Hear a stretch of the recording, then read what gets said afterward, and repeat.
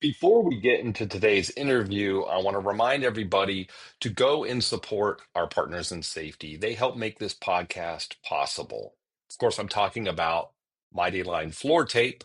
If you have issues in your facilities with layout, organization, maybe it's causing safety concerns, Mighty Line has you covered. You can 5S your entire facility without having to paint any of your floors. They have floor marking tape. They have logos. You can make custom signs with your logos. You've got all kinds of floor marking, directional arrows, signs. You want the little footprints on your floor to show people where to walk. They've got that stuff too. They've got grip tape. They've got line tape that is built to withstand forklift traffic. Look, don't take my word for it. Go to mightylinetape.com/podcast. Get a free sample of their floor tape today. Again, mightylinetape.com/podcast. Next up, we have Aero Safety. Aero Safety has been a supporter of the podcast for a long time. I've gotten to know Drew Hinton over there at Aero Safety. We've had Drew on several times on the podcast and hope to have him back soon as well. We talk about all kinds of topics that are important to safety managers. One thing that you want to concern yourself with is if you have a need for any kind of support, whether it's written program development, audits, inspections, training for your workers, Aero Safety is going to be the one you want to call. They're going to customize an approach that fits your business needs, not some canned generic training or three-ring binder off the shelf and hand it off to you like it's your own safety program. It's going to be something that is designed specifically based on your needs. Aero has you covered with all of that stuff. Go to aerosafetyus.com and get a custom quote today. Again, go to aerosafetyus.com. All right, welcome back to the Safety Pro podcast. Once again, we have our good friend, Lori Frederic, the Movement Ninja, as she's affectionately known as online, mostly LinkedIn. Although your YouTube is really useful, by the way. Lori, how you doing? Thank you kindly. It is great to be here. I appreciate you asking me to be here. I've been really busy, so it's really nice to take a chunk out and sit back down with you. Yeah, we've done, I don't know, half a dozen or so episodes, which yes, sir. Is good because you cover one of probably the most, there's two topics that come up when I talk to colleagues or listeners, and that is incident investigations, incident analysis, and like, how do I prevent injuries like the MSDs, the joint issues, the muscle issues, the aches, pain, like all of that stuff. Those two are the two biggest topics. So they are, because it's always good to have you. The pie chart, right, that says out of all the injuries in the pie chart, that piece of pie that's MSDs and soft tissue is still the biggest of everybody's charts, right? Overexertion is still up at the top of things. And how do we prevent people from doing that? So yes, a lot of episodes that we've talked about, a lot of different things, some overlapping for sure, but it's kind of funny how adult learners, we need repetition and we need to hear it a lot. And maybe a different way. And right? I love it. So I sent you a funny reel. I think it may have been Facebook. I thought it was a TikTok. There was anyway. Was it? I don't have TikTok, but okay, I think it was Facebook. Yeah. And it was a gentleman that was sort of making poking fun at things you do, things that you notice over 40. And it was just a general statement. And this individual it was a lot of workplace settings type of thing, like jumping off of a truck, out of the cab of a truck. It was like doing different things. And it was all these crunching noises of the joints. Right. And, everything. Or simple things. I remember it being very, very simple things that all of a sudden you're like, ow, that didn't feel good. Yeah. Oh, it was to the music that ow, so I don't know the song. Ow. You'll have to cut it in, right? Can you? Yeah, I'll have to bring that up. So in post-production, So I sent it to you and I laughed and I thought, hey, maybe this would be a good topic. As I'll disclose that I'm approaching 55 this year, and I'm kind of torn because in my 30s I had kids and I was just trying to get into my career, and I traveled so much, and I really did not take good care of myself in my 30s in general, just with exercise and things like that. I ate okay, but man, I did not have a regular exercise routine or regimen. And now I do. Now I do all kinds of stuff. So on one hand, I'm doing things I would have been like, I'm not running a 5K. Are you insane? And I'm like, I'll do it one a day. I'll do it, Oh, geez, good for you. But on the other hand, I'm definitely feeling things that I didn't felt before. And I can't tell if it's because I'm getting older or if it's because I wasn't doing them when I was younger because I avoided them, or a combination of the two. So you're going to help me figure it out. Both. The answer is definitely both. And the fact that when things go a little sideways, they kind of seem to go way sideways, and then it takes longer to get back to where we were at our normal. Oh, so longer recovery time as we get older. Okay. Yes. So that's super common, and it is a very common question. I think, though, in the workplace too, the aging workforce has always been a topic. Because and especially in the craft and the skilled crafts, right? Because you want to hold on to those people who have such high skill levels, but their bodies probably aren't doing it very well. And it relates back to, how are they taking care of themselves? What are they doing? But then I remember, do you remember the term silver tsunami? There's something that I read a couple years ago, like, what was it? It had to do with the boomers, right? The baby boomers are then getting old enough in the workplace. And so the silver tsunami is here, apparently, but I haven't heard that term in a couple years. So apparently that was just a trend. I bet you a buzzword. Somebody with an HR degree put the squash on that term. I'm just going to guess. Oh, I see what you're saying, right? People didn't want to be, but come on, a silver fox is supposed to be good. Silver fox.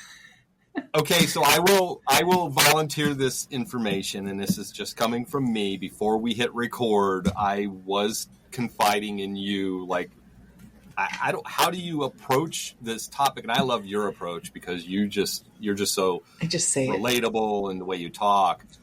We talk. Are they an aging workforce? Aged, the seasoned? Are they older? Are they like, you can't say anything? And I'm afraid to say anything about this topic. But we have to talk about it. We have to. And I think it's getting a little bit better. I mean, everyone kind of wants to be younger. They miss taking advantage of their younger years. There's all that. I like to say that everyone's aging. We're all just at a different point on the timeline. So, we're all on that track. And granted, there's some things you can do to slow that down or speed things up, but not necessarily. Like, age doesn't have to mean aches and pains. But right. I always like to put people in buckets in the workplace because usually people fit into old and stubborn or young and bulletproof. When we're talking about soft tissue injuries, it's just one of those, it just can be, I know it's blanketing a little bit, but it's fairly true. And stubborn to the effect of, this is the way I've always done it, and this, I'm just going to grin and bear it, and all those sorts of things. And then the young and bulletproof, the people coming in who just don't realize what they're putting their body through and how that can accumulate over time, right? The repetitive nature of things. And it's always going to be, and I still think it is for me and for you probably, right? We still ignore stuff. Right. We tolerate a certain level of discomfort until we're like, I should probably get that looked at. Even I do that. Okay. So super hyper aware of everything, right? Almost to a fault that if I have a hitch in my giddy up, I'm trying to figure it out. I'm actually doing things about it, but there's also a point where you're like, well, I should probably get some professional help on that. So that's always there. And everybody is fighting that sort of sweep it under the rug thing, even though I will be the first to preach that you've got to speak up when things are small, because there's so many things out there that you can put some rock tape on or a heating pad on, and it totally helps it. Or just a certain stretch that's, one that works for most people. Those help a lot. So I'm all about simple solutions. We've talked about that before. I think might have been the title of one of our episodes. So the fact that there are people that are aging more, we're just in that sort of 40s, 50s and up range. And things don't feel as good. You don't recover as fast. And that's partially physiology. But then I'll also slip in and say, I've seen some really fit, amazing 70-year-olds. And, now with social media, they pop up on my feed and I'm like, dang, that person is just whipping out pull-ups and, running a 5K or something like that, which I will never, I'm not a runner, sorry. But so it also has to do with what you're feeding yourself, and not only nutritionally, but what movement are you feeding yourself and what are you doing regularly? So, yeah. And you've always said, movement is medicine. So, it's always there. And one of the things that we teach in our courses a lot is just kind of one of the base principles to help people in industry understand their bodies better, is I have this little analogy learning about fascia. And fascia is the stuff that's all over your body that you see if you've taken apart a rotisserie chicken, or if, you're making ribs or something like that. Like all the clear stuff around all the meat is fascia, and it's thicker and thinner in different places. It's all over our body, like a Spider-Man suit, but then 3-dimensional as well. They've even found fascia in cells. So at the cellular level, I think that's really cool. And I geek out about that. Yeah. The fascia is everywhere. And fascia is actually what is contributing to our aches and soreness and pains more than anything, because it's such a web inside of us that where those like sticking points are is usually what kind of changes our movement, if that makes sense, right? So you end up with some sticking points. So you mean where it's binding up and it's not, I'm going to say flexible. That might not be the right word. Where it's free to move. It's not right. It's not moving as well. So all those layers, I like to visualize plastic wrap. If you put two pieces of dry plastic wrap together, if they're dry, nothing's going to move very well. It's going to kind of stick. Yeah. If you lubricate in the middle and it slides and glides amongst itself just fine. So the movement is the lubrication, the circulation, right? So if something isn't moving well, you move it less. Say it's your shoulder or something, right? So my shoulder bugs me. I'm not going to move it as much, which is kind of not always the greatest answer. Then it doesn't get the circulation and that slide and glide. And then maybe the nerve doesn't slide and glide as well. So there's this compounding effect. And that's kind of where the aches and soreness come from. So this plastic wrap that's all over and places that aren't sticking well, I like to call it the fascial suit. And when we're young and babies and toddlers, and if anyone has babies and toddlers right now, you know how flexible and bendy they are. So they're like rubbery. Yeah, totally. Right. Yeah. And so I like to say that their fascial suits are fruit roll-ups. And so fruit roll-ups are bendy, stretchy, hydrated. You can roll it up in a ball and bounce it. And a toddler, I've seen a video that they just try to go down a slide pole on the playground and face plant instead. They get up, they laugh, and they go right around and back do it up again. And run. Yeah. I'd still be in the mulch laying there. Right, yeah. Right. And so we are not fruit roll-ups anymore. And our fascial suit goes more from fruit roll-up. And as we age, gets a little bit more like beef jerky. That's where you have the beef jerky analogy. That's my favorite analogy, because honestly, don't you feel like beef jerky sometimes, that you're just you're stiff and you don't move well and it's dehydrated? So it's a fun little visual for everyone to understand, okay, it's somewhat naturally happening, but it's also happening because we're just not active in the way that we were, right? When was the last time you went to the playground and went on the monkey bars? True. See, right? Well, nowadays, yeah. Right? I would probably be asked to leave. Some weird guy hanging around the monkey bars out here. Yeah, what is he doing? And he's stuck, and I don't know how to. Why is he? He has no kids. He doesn't even have a puppy? Why is he here? It's honestly a playground workout. This is why you don't talk to me as often as you do on my mind. It's okay. It's okay, but we're not there.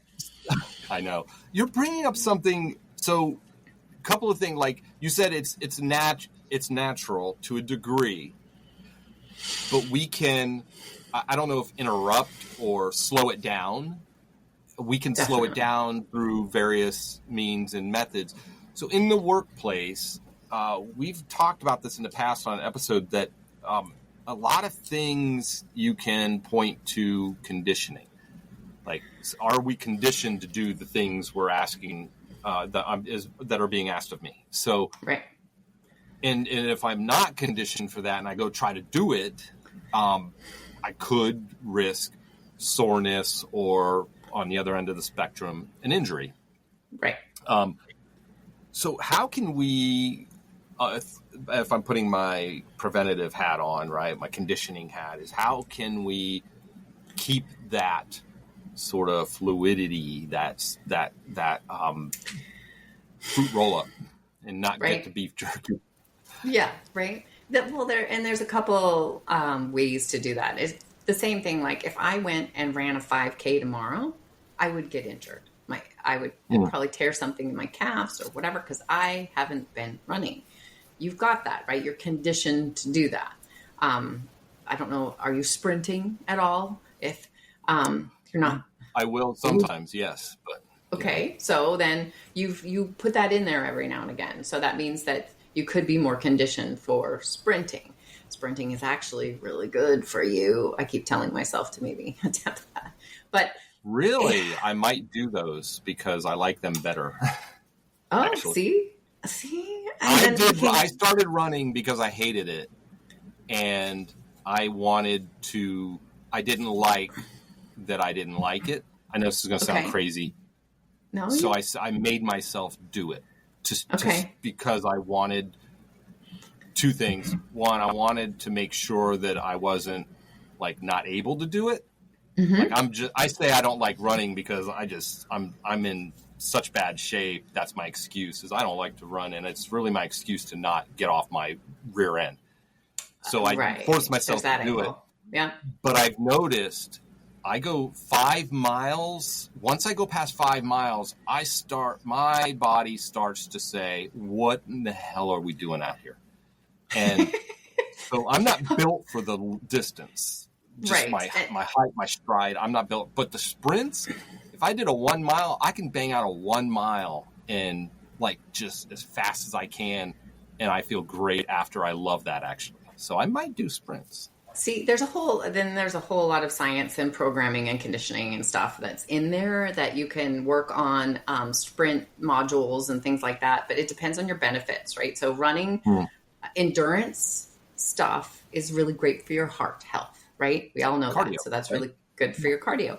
I was a gymnast and a diver growing up. So the longest I did an activity in consecutive timing was like 2 minutes and 24 seconds or whatever a floor routine was. That was as long as I was going in one stint. So I am not an endurance. Though, right? Yes. But so I'm not an endurance athlete. I was a power athlete. And it's something that I'll tell people a lot and just has worked out for me because building power also helps you keep your muscle mass better, and that helps keep your bone density better. So, and you can actually burn just as many calories by a number of sprints versus a whole long run.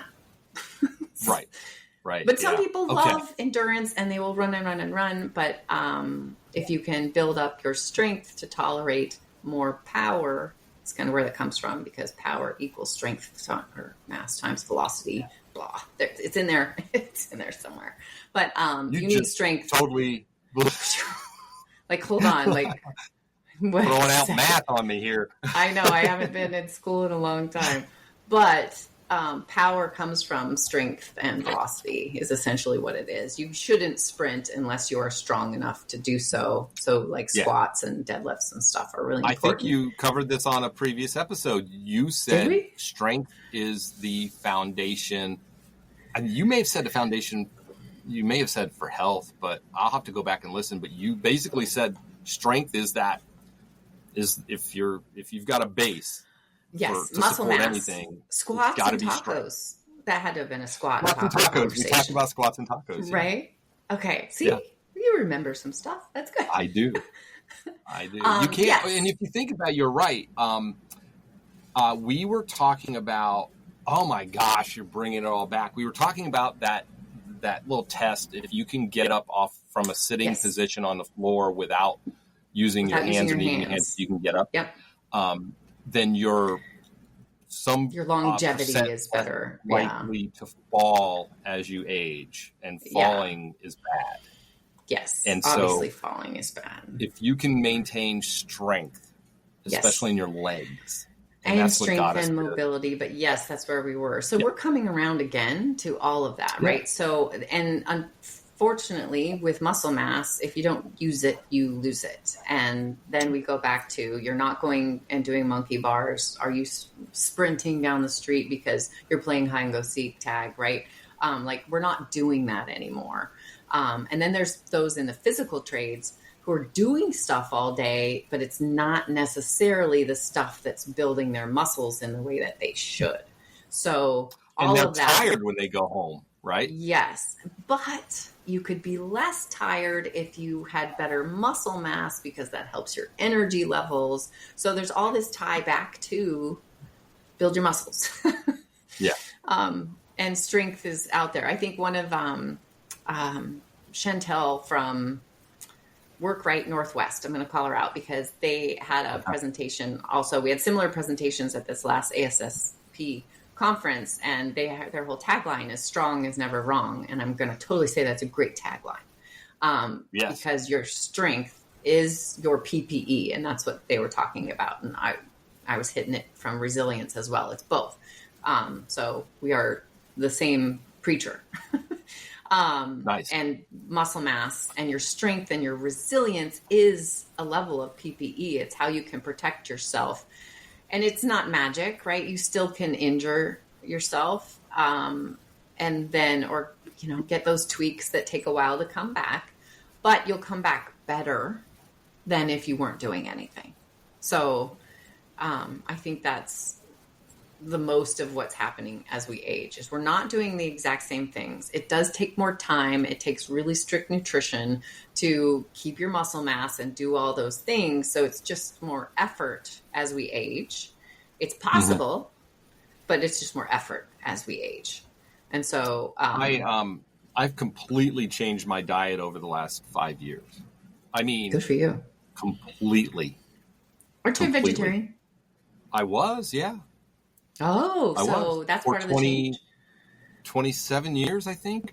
And it worked for me at the time, but I talking to people like you and learning what I could learn, my body was telling me something else, that it needed something I can attribute it to age. And so, I have completely changed my diet as a result. A couple of good books I read. One's going to escape me. Shoot. And I knew I was going to do this. Write it down. It's right we'll on put the it tip in the of my notes. tongue. One is Genius Foods. Okay. From Max. What's his last name? Lagarne? Max. I don't know. He lost his mother at, in her 50s to Alzheimer's, dementia. Ooh, and he was in med school. He dropped out, cared for her, and then ended up going into journalism and writing about medical journalism. And he does a lot of, he will take a lot of research papers and read and what do you call that? Where you combine them all and read across them for statistics. There's a fancy word for that. He does a lot of that, and it all has to do with neurological health. Oh, and so he wrote a book.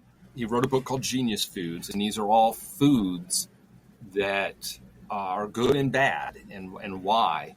And I learned about insulin resistance, and I learned about what carbs, refined carbs, to be clear, refined carbs do to you, Sugar. and sugar, glucose, and how most of us are running around when we just talk about energy. And I know we're going down a rabbit hole, but I'll get around to it. Come on back. Running around on glucose all day, and from refined carbs that we're eating at breakfast, snacks, lunch, dinner even. And so our insulin's always elevated. And what do we know about insulin being elevated? It has to do with inflammation. And they call Alzheimer's now, they're referring to it as type 3 diabetes. I've heard that. 100% of Alzheimer's patients post-mortem upon examination had just skyrocket high levels of insulin, chronic levels, high levels of insulin. So they were insulin resistant. So their cells were resistant to the insulin. So it was always demanding more. But anyway, because of the presence of glucose. So long story short, I kind of took a journey on my own diet because it started with, that topic in general of wanting to be of sound mind as I get older. I already kind of felt like I was handling the physical part. Lo and behold, I learned I was not. I might have looked like I was healthy, quote unquote, but I wasn't. And so I completely changed my diet. But when you talk about this for workers, like you're talking about things, they show up the way they show up, and these are the workers we have. Right. And we've got to figure that out, right? Right. But we're not going to go and do lectures on insulin resistance and, sit everybody down in the construction field and talk to them about that. My favorite, I think there's a meme, I'll have to repost it again, or just remember, eat less crap, eat more food. Simple, right? And then there was an acronym on the CRAP, right? Refined sugars was in there. And anyway, I can't remember what they all were. It's just in general, don't eat all the crap from the gas stations. Eat more actual food and fruits and vegetables. And overall, that's going to help in many different ways.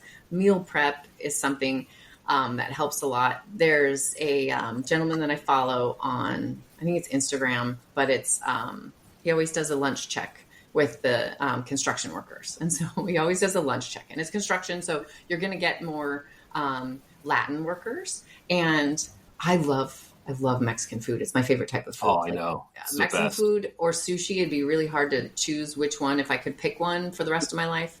But Mexican, they both can be really healthy when you want them to be, right? And so they're very protein based.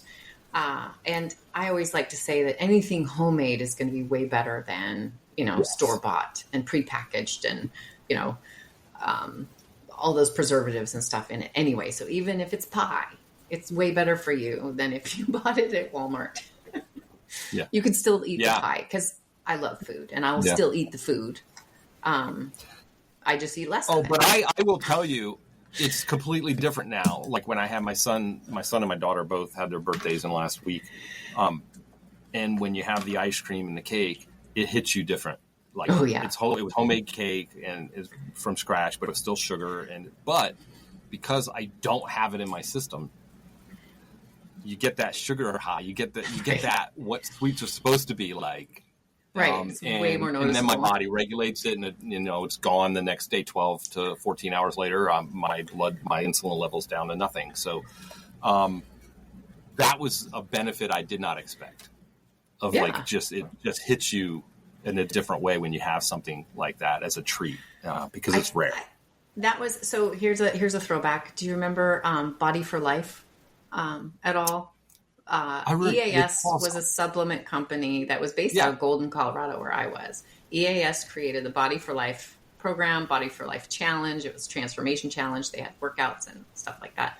Anyway, I don't know if that's exactly when I first learned about like cheat days. You eat really well for 6 days a week and then you have a cheat day. And it was always so funny. Like after the first week my husband and I were doing it, like on midnight, a Saturday, we were like, oh, it's cheat.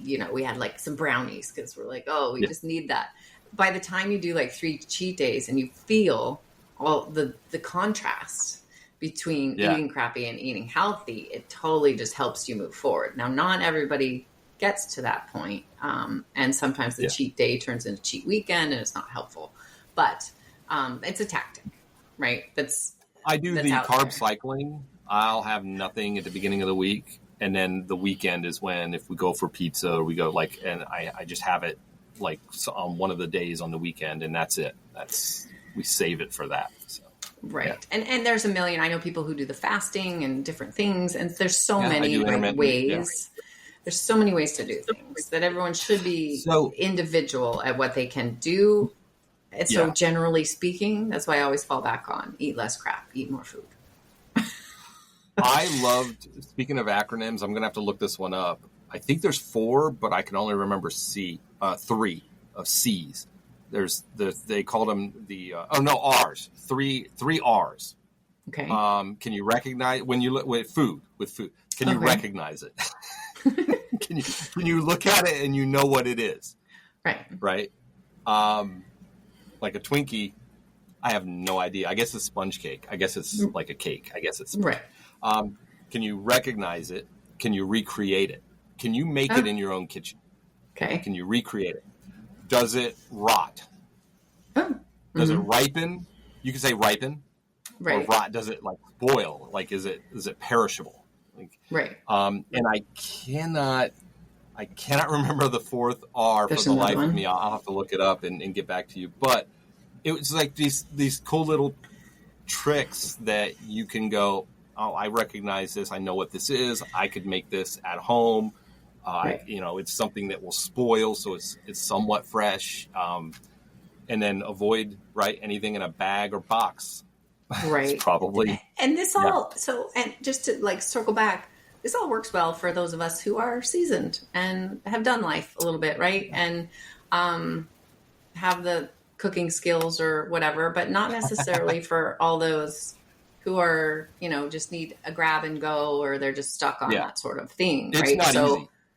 It's not easy. It takes effort. So just like anything, there's no magic pill for it. Yeah. It does take the work and plan ahead. And so if we go back to aches and soreness and preventing injuries, yes, fueling your body better is going to be helpful. One of the things, if I go back to the beef jerky thought, is I always like to ask a question of what can you do to beef jerky to make it move better? So, if you have a piece of beef jerky and it's kind of stiff, how can we make that move better? I would hydrate it. See, it's because it's dehydrated meat. You could hydrate it. So this is how with our bodies, right? You can hydrate yourself to move better because fascia definitely has hydration to it. So besides hydrate it, you can tenderize it. Tenderize, yes. A lot of people say tenderize, and that necessarily for me means move it more, right? Oh, so with more movement, you'll move it better. Okay, everyone's like chew it, kind of, but yes. So you can move it, you can hydrate it, and then there's just one other thing that you could have beef jerky probably that'll make it move better. And if you think of summertime versus wintertime, you warm it up. You move better in the summer usually because it's warm. So if you warm up beef jerky, if you put it in the microwave, it might move better. And no, don't put yourself in the microwave. You just come on down here to Florida in the summertime. No, but I think what you're saying is warm up, right? Yes. Do your warm-ups. Yes. Yeah. And warming, hydration, and movement are why we do warm-ups. And what's been so busy lately is it's turning very slow. The ship of old school stretch and flex, stretch and hold from static to dynamic, and it's moving more. Right. And then you ask the question of like, okay, so we're all feeling aches and pains more as we age. Do we need to do something different in our warm up? Do we need to and I say it's just going to be longer. For most people, they're just going to need a little bit more time. Like if I was working out today and, there's a little warm up involved, but usually it's not until like 15 minutes into the workout that I really feel like, oh, okay, now I'm moving better. Right. It's not. Yeah, I've got slow days, right? Right. It takes me a while to get going. Yes. So, for some people it takes a little extra time, or just those extra joint motions where they might have had a past injury or something like that. So it just takes a little more care and precision to add a couple more minutes in a warm up and make sure you're moving really well, to not be beef jerky as you're working or playing or doing all those things. Look at that, wrap that back around. Don't be a jerky. You're talking about something else. See, I like that. Don't be jerky. Covers. Don't be a jerky. Make sure you move well, but also don't be a jerk. And that's important. That is important as well. So I think what's interesting is how companies can approach their, we're still calling it mobility program. I always call it mobility program. If they're moving it, it's a mobility program. I like it a lot. I do.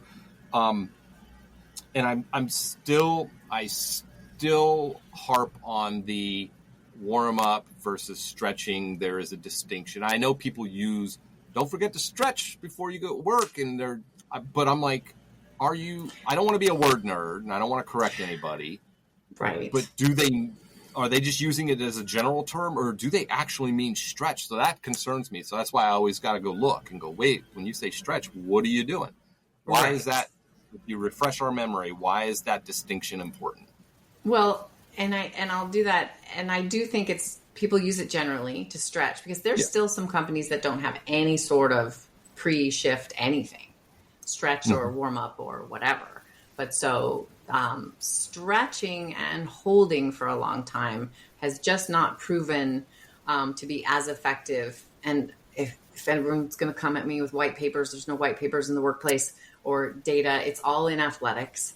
Dynamic warm-ups are more functional and prevent injuries better. That when you're actually mimicking your work tasks, especially with high hazard and physical environments, your body needs to go through 3-dimensional movements before it actually goes to work, because that's going to help it not get injured as much or at all, hopefully. But a lot of people just encompass do your stretch before you work, and they just mean something. In general. And they have some generic moves, and they might not even be related to what they're about to do.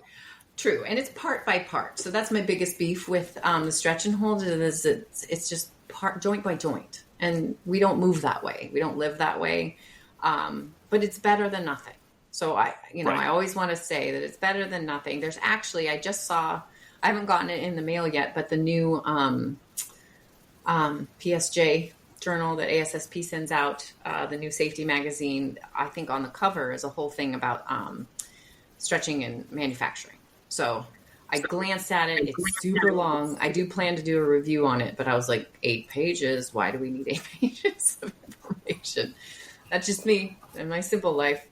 But that's why I love to talk to you. You make it simple, because I'm not very bright. So I love how I get what you're saying. And which is what I love. We're all going to get it, but why do we need 8 pages to say the thing? So I'm going to go through that. Just know, and I'm going to put it in a minute reel. Yes, maybe that would be perfect. So okay, we talked about like some things that we can do to kind of prevent the natural aging process from getting the better of us. We did touch on diet a little bit, and exercise, how building strength, especially muscle strength, building muscles helps us get through the day with less risk of even being sore. So what about when we do have those aches and pains, we do have that soreness, and that we want to do some, you said maybe there's like a heat pad or heating pad, or there's something we could do, some kinesiology tape. You like rock tape, rock tape specifically. What about some of these new? So, rock tape, by the way, kinesiology tape, as a general category, kind of went through this evolution with OSHA, right? It did. Refresh all of our memories about how it started and where it is now, and then I want to move on to, I think, where I'm going. Where we're going. Is there a magic wand? Are you asking that? No, I'm just kidding. No. Maybe. Is there? Maybe. Do you know what of one? Maybe. I'm hiding that from everybody. Kinesiology tape went through an evolution. Pre 2015, it was considered a medical treatment. And then there was someone who wrote into OSHA and asked for a letter of interpretation and put more science back to the kinesiology tape, knowing that it really doesn't matter how you put it on or what, and anyone can do it. You can buy it at Walmart or CVS. It's very accessible. You don't need prescriptions. So that came out, and then it reversed into a first aid treatment because it kind of fit in their little category of, which I have this just because I'm like a soft go here. wrap or something, right? Yes, right. It goes into using any non-rigid means of support, such as elastic bandages, wraps, and blah, blah, blah. So any sort of kinesiology tape, and it doesn't matter what brand. I do like rock tape. It lasts a little bit longer than most, but there's a lot of brands out there right now, so you can use whatever. It fit in that bucket of all the list of 1904.7 of first aid uses. So I will rock tape. I'll tape stuff that bothers me. So instead of reaching for Tylenol or Advil, I grab my box of tape. So I would love for more people to get in that mentality that instead of pills, try the tape first, because it's the same sort of help with your soreness and inflammation. It's just letting your body do its natural way. And if you're going to go on ice, then we have a whole other episode back on ice. Ice is for cocktails, not for injuries. I don't know if we called it that or not, but anyway, there was an episode on that. Someone should link that in the show notes. Yes. You act like I have people here. An assistant, right? I will link to it. Doesn't AI help us I got with people. that? They're over there. Right. Yeah. Yes. So that was kinesiology tape. Are there new or newer-ish treatment options that are now stuck in that OSHA limbo that kinesiology tape started in, where it's like, this is medical treatment? Yes. What would that be? Well, I'm going to say there's a couple, because back in, I think it was it May of this year or May of last year? Might have been May of last year. Time's flying by so fast. OSHA put out a memo and kind of really clarifying massage techniques. I thought it was kinesiology tape, and that was last year, I believe. Was that last year already? That's crazy. I think it was 2024. Yeah. Yeah. So just clarifying on all those points of first aid, exercise and stretching was one that they were really trying to put in there. As far as you can't be super specific with your exercises or your stretching and say, Blaine, I need you to do that shoulder stretch 3 times a day for 20 seconds. That's medical treatment, right? But if you just say, don't forget to do physical therapy almost, right? Like it's the same as that's physical therapy. They were throwing that in there, that you got to be really clear versus very general. So that's where I'm going with this all. We have a ninja kit is what I call it, of all the tools that work really well to help you with your aches and soreness and just preventative stuff, which tape is in there, and all sorts of self-massage tools, and red light wraps are also in there as well. So red light wraps, yes, I did find that because I knew we were going to talk about it, and all of, so using red light therapy. Last year, I also submitted to OSHA to ask for some clarification on red light therapy, because we use it and for all our clients and customers, and it's been super helpful when they have just regular aches and soreness. When I have regular aches and soreness, I use this nightly.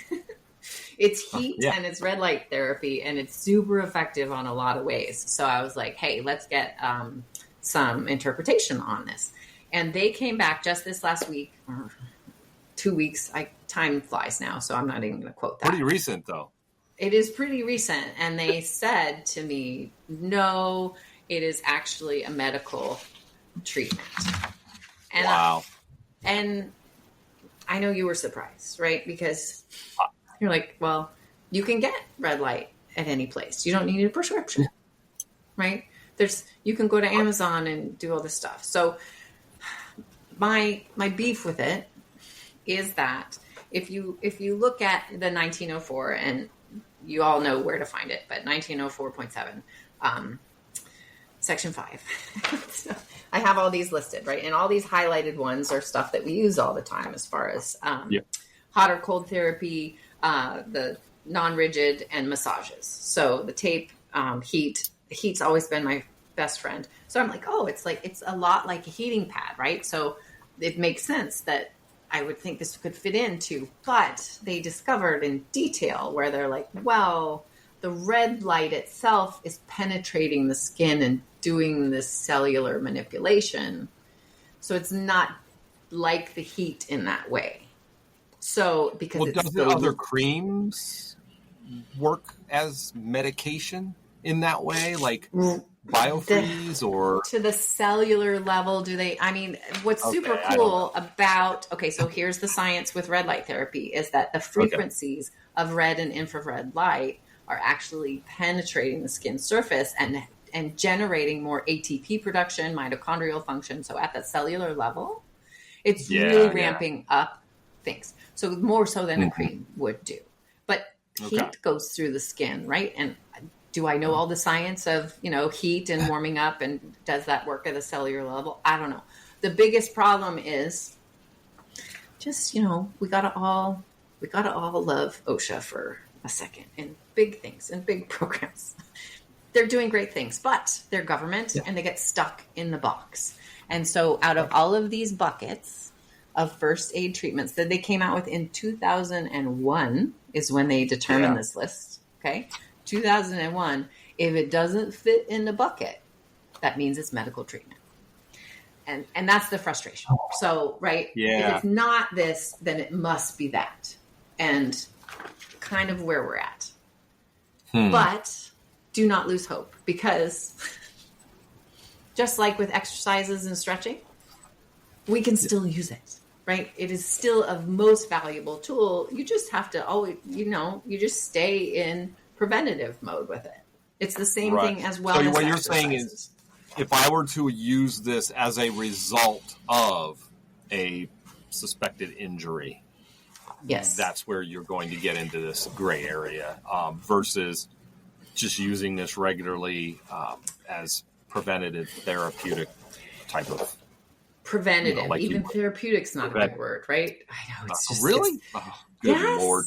I know. There was a letter of interpretation that came out on therapeutic versus preventative. So I've got all those links if anybody wants them. But this is where we've got to do this dance for recordability. And I get it, but why do we have to do this dance? There's lots of gray, and we play in the gray is what I will say a lot, is that we play in the gray because there's so much benefit that can come from it. So when someone in the workforce has usual aches and soreness that just happen, especially in physical work, or even if you're at the desk too long and all those sorts of things, usual aches and soreness, use the red light. Use some red light. It's really good for that, right? Correct. If we also I've used it and it works. I don't know. I can't explain how. You can, but it works. So you mentioned a magic wand earlier. That thing, well, mine doesn't produce heat. Like it doesn't feel hot to me, but it feels great. I loved it after I used it, and I thought, wow, this is crazy. And then I reached out to you. I had talked to you about it because I was like, I want to make sure I'm not like cooking myself with this thing. Is this bad or there's because like with anything, you can be like, oh, a glass of wine is good for your heart health. Let's have the bottle. No, like let's not do that, right? Some squats are good for you, but don't do 1,000 squats. You're going to be in pain. Obviously, there's some sort of common sense that needs to come in to play, but yes, and what I will do is plug the one that I like so much. One, it's cordless. Two, it's a little bit of heat. It's not as much as a heating pad necessarily, And it has a setting for vibration. You can actually have it vibrate, which helps with circulation as well, and a whole neurological sensation difference. So many things are out there that are used when things are early ache and soreness that are so valuable. I think they need to be out there. And so unfortunately, we now have OSHA saying something. I asked ChatGPT today to help me be like, okay, how does one go about? There's some little thing in the letter that says something about another section adding it. And I don't remember the exact words that they used in the letter. And they're like, we don't have, and it's posted, you can read it. It says, we have no intention of adding another category, essentially. Category, yeah. Right. So, because that's what would have to be needed, is to add some sort of a category. So I'm just going to tell everybody that, like anything else, catch things early, aches and soreness, tell it to everybody in a general way that red light therapy is really good preventative value. And if it's not work related, you can use it as well. Yeah, there you go. There's that gray. So we still love it. We still love to have all the tools that help us not feel so seasoned, that don't help us make us feel younger and move more and move better. Because if you have less aches and soreness, then you move better, and then you move more, and everybody's happy. Yeah, it's that perpetual engine, right? It just takes one little hitch to take you out of commission. I have definitely, I can relate to what you said about things taking longer to heal. And I've definitely noticed me bouncing back quicker over the last couple of years, just with like a sore back, doing things outside with the garden or the lawn or something. And where I was consciously thinking about this, like with the mulch, we go and get our own at the, with the truck, and I fill the back of the truck up. I just fill it up as much as I can and drive it home, and then I unload it, and then I have to move it around. That's a lot. But I don't know why I'm crazy. I love it. I think it's fun. Satisfying. And I was out there. Don't do this at home, folks. Do not do this. It was 96 or so, and it's Southwest Ohio. So it was like hot for us. Hot for us. I was out there all day doing this, and I didn't. Now, 7 years ago, no way. There's no way I would have. Yeah. But I think it's a combination of, and again, this is not medical advice. Nothing in this episode should be construed as medical advice. I'm not a doctor. But the heat therapy, it's exposure, right? It's right. I do the sauna, and I do the running, and then I do the other exercise. I just, if I hadn't have added all of those over the years, my body wouldn't have been conditioned to be able to do something like that. And I think would that's have never tried that, because you may or may not be stubborn to the point of getting the task finished and all in, as quick as possible. I am kind of stubborn. I hate leaving projects middle done, like just halfway done. That's bad for my brain. So like mental health, I need to finish. I got to do it for my own sanity. Yeah. Okay. Right, which sometimes gets us in trouble. And I managed to get through this episode. Did I say a bad pun? Have I up to this point? Did I make a bad pun joke? I can't guarantee that. Those sneak in there so much. Well, I'm going to do it now. Now that we're super. at the end. Yes, please. I love that you said that you had beef with OSHA, but it wasn't beef jerky. Don't laugh at that. That's terrible. You'll just encourage me. Beef jerky. I was listening. Good job. Good job. Yeah, don't be beef jerky.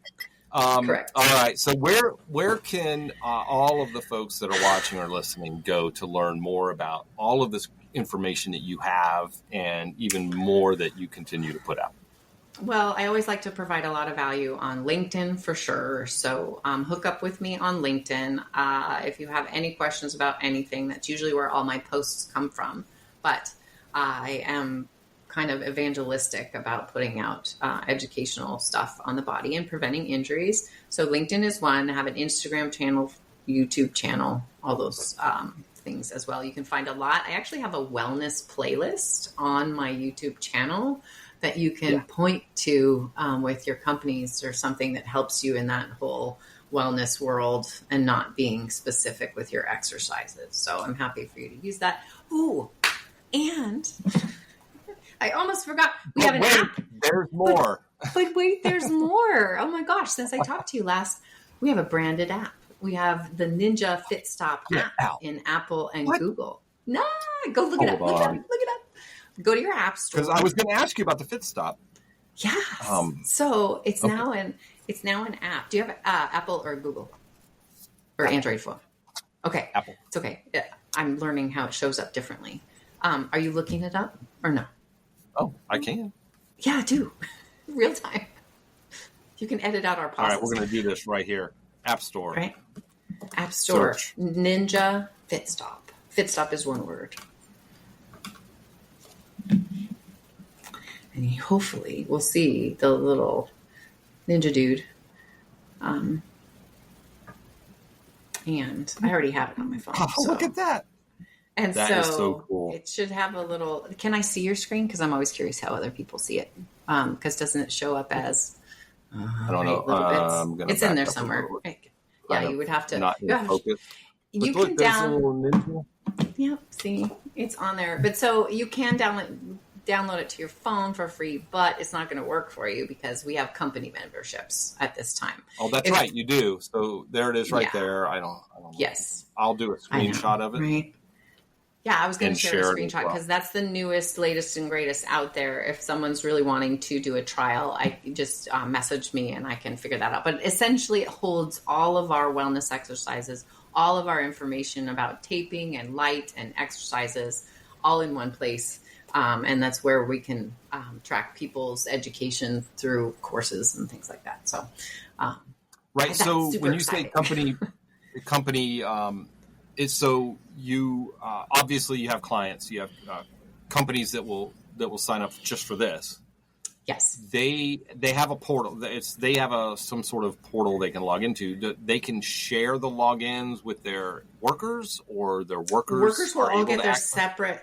Workers have to do their separate registration, but that's the way that we can track how many people are actually using it. So you can get your ROI part of that and customize it from there on out.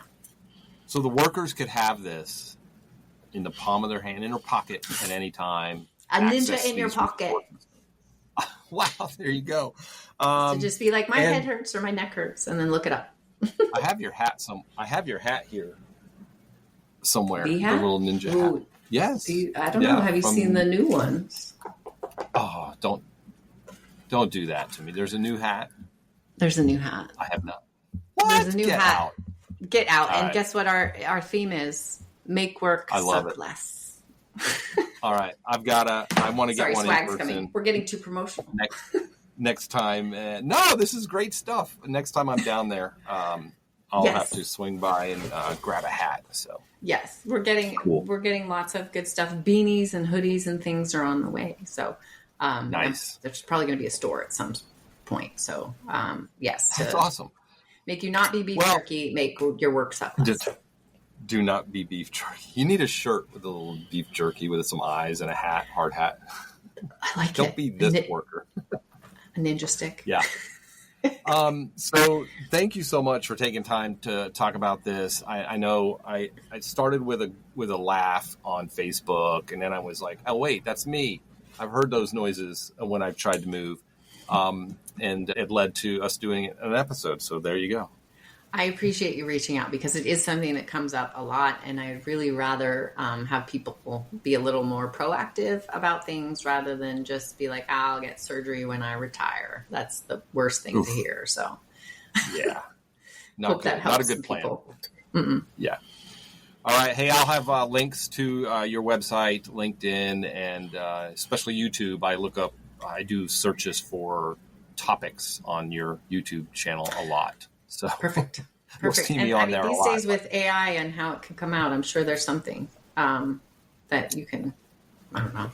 We'll get super fancy very shortly. I still like going to the person, like people. Like I know, but actually, yeah. Someday you'll be like, "Hey, Alexa, what does the ninja say to do for the lower back?" And it'll tell you right there. Anyway, that's my goal. It's gonna. I'm not quite sure how to help you with that. Oh, that's great. Okay. I forgot to mute the microphone before I started. I usually mute the microphone in case somebody says the name. So right, I'm leaving that in. That That was better. perfect. All right, thanks.